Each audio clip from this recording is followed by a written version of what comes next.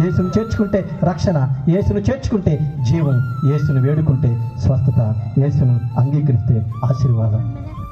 ఇశ్రాయేలు దేశంలో ఓ సంఘటన జరిగింది. వారందరికీ మత పిచ్చి ఎక్కువైపోయింది. దేవుడు మేలు చేస్తే, దేవుడు వారిని బాగు చేస్తే, దేవుడు వారి కొరకు జన్మిస్తే, ఓ దినాన ఓ ప్రక్క బరబ్బాని పెట్టారు, మరో ప్రక్క యేసును పెట్టారు.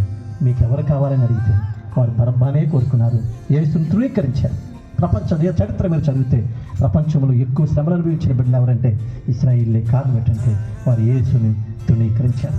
ఈ రాత్రి నేను విస్తరించి దలుచుకోలేదు సమయాన్ని భావాన్ని బట్టి, కానీ మీకు ఒక మాట చెప్తున్నాను.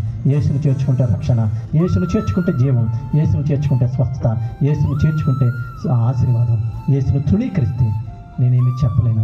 నీ జీవితం, నీ గమ్యం, నీ ముగింపు ఎలా ఉంటుందో నేను చెప్పలేను. శ్రమల పాలు కావద్దండి. ఇది మిక్కిలి అనుకూల సమయం. ఇది మిక్కిలి అనుకూల సమయమే కాదు, ఇదే నీకు రక్షణ దినం, ఇది ఒక ఆశీర్వాదక దినం. ఈ